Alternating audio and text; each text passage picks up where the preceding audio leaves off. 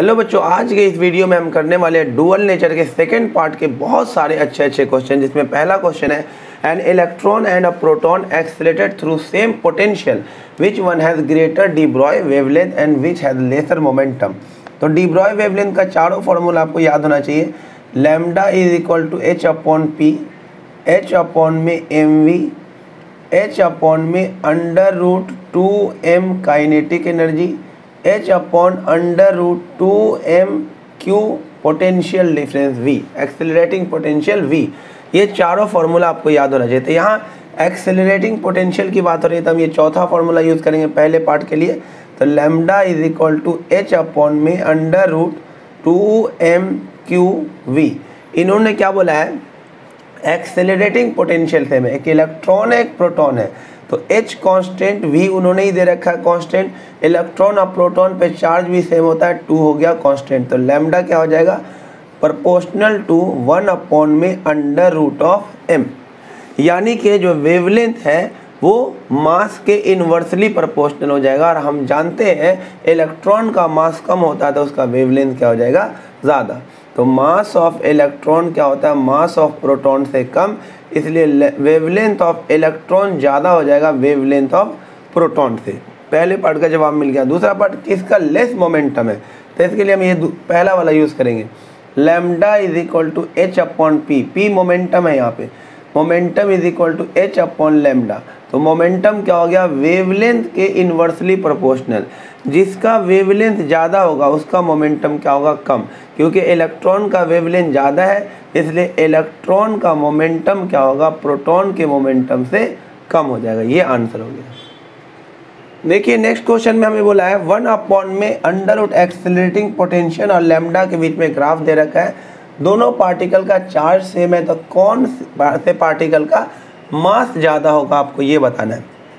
फिर से इसमें क्या बात हो रही है, 1 अपॉन अंडर रूट वी की, तो हमें इसमें कौन सा फॉर्मूला लगाना पड़ेगा, lambda is equal to H upon में अंडर रूट 2m/q/v, इसकी बात हो रही है। अब हम क्या करेंगे, ऐसे क्वेश्चन में हमें निकालना होगा, स्लोप निकालना होगा। तो देखिए यहाँ से हम स्लोप निकालते हैं, तो देखिए क्या हो जाएगा, lambda is equal to H upon में अंडर रूट 2m/q इंटू में 1 अपॉन में रूट v। तो यहाँ से हमारे पास आ गया 1 अपॉन में under root v is equal to under root of 2m/q upon में h इंटू में लैम्डा। तो ये बिल्कुल ग्राफ कैसा हो गया, ये हो गया y और ये हो गया था x, यानी y is equal to mx का ग्राफ हो गया।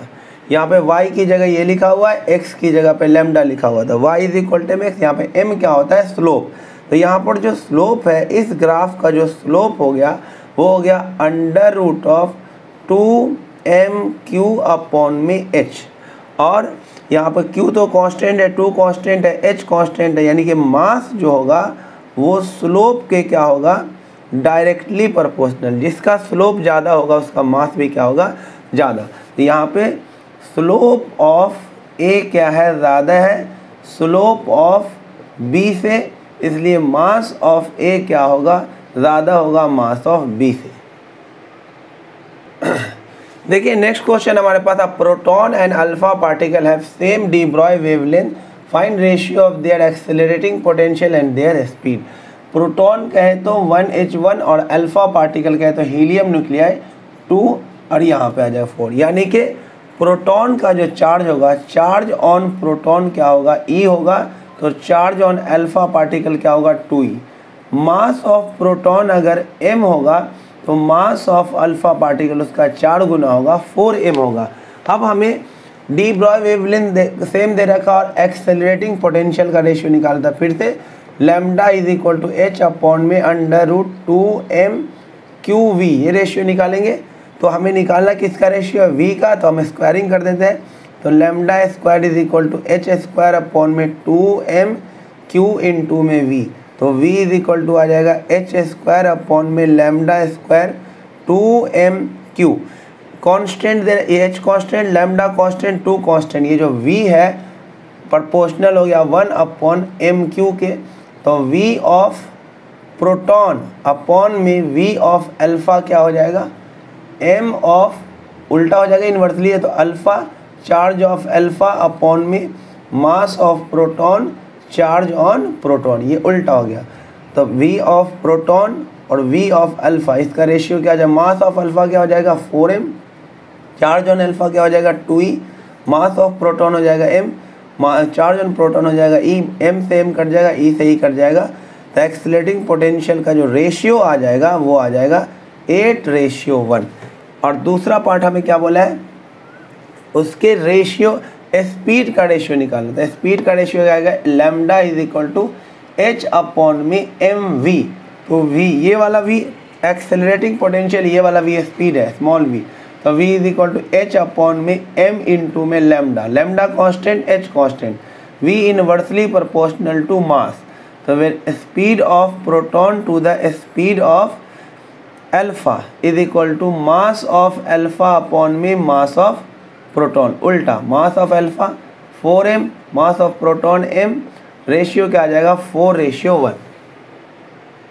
देखिए नेक्स्ट क्वेश्चन हमारे पास दे रहा है, बोला है कि the wavelength lambda of photon and de Broglie wavelength of electron have same value, show that energy of photon is इतना times kinetic energy of electron. पहले निकाल लेते हैं एनर्जी ऑफ फोटोन, फोटोन की एनर्जी क्या होती है hc बाई लैम्डा। तो यहाँ से लैम्डा निकाल लेते हैं, क्या हो जाएगा hc अपॉन में e, ये हो गया इक्वेशन नंबर 1।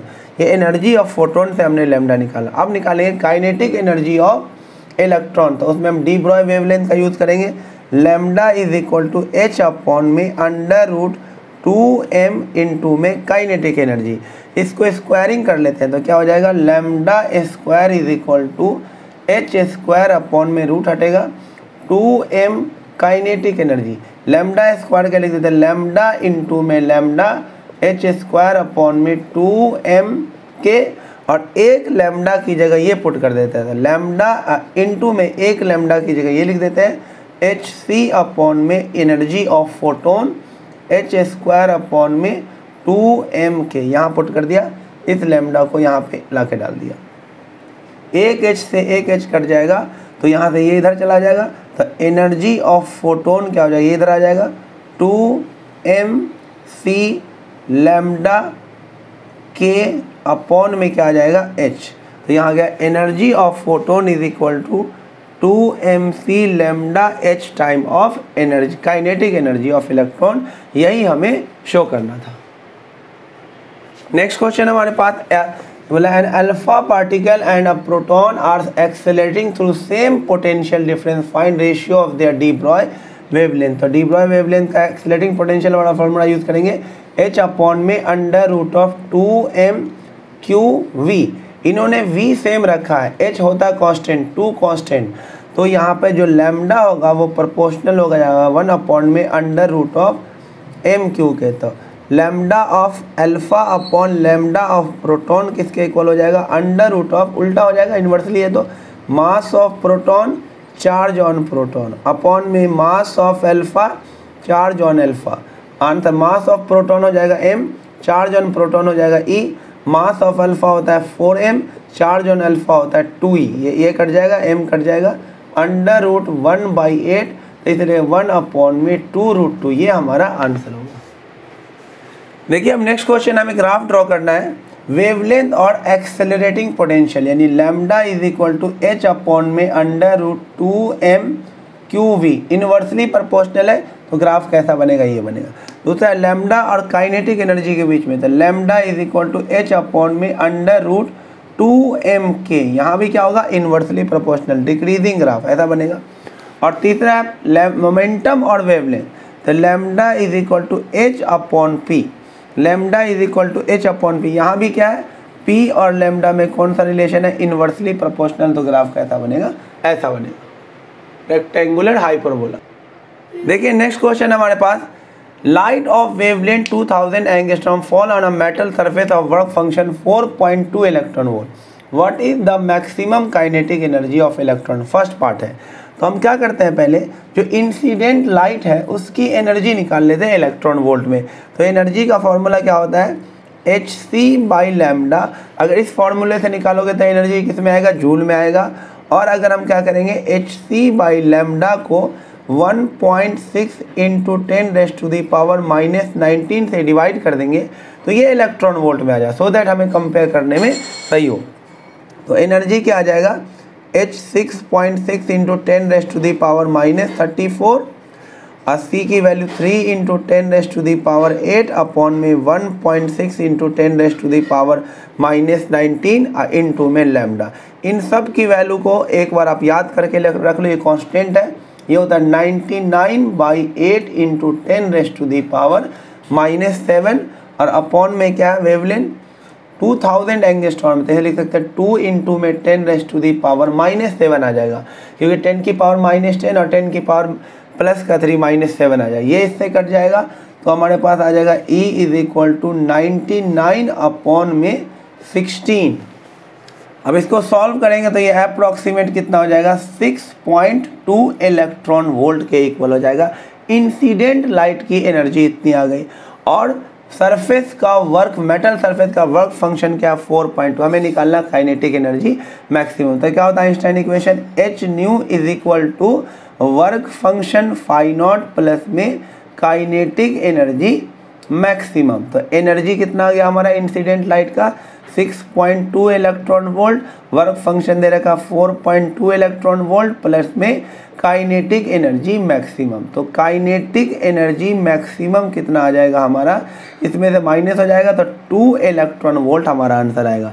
और सेकेंड पार्ट बोला इफ द सेम लाइट, यही लाइट जिसकी एनर्जी कितनी है 6.2 इलेक्ट्रॉन वोल्ट, अगर एक दूसरे सरफेस पर इंसिडेंट हो जिसका वर्क फंक्शन 6.5 इलेक्ट्रॉन वोल्ट है, what will be the kinetic energy of emitted electron.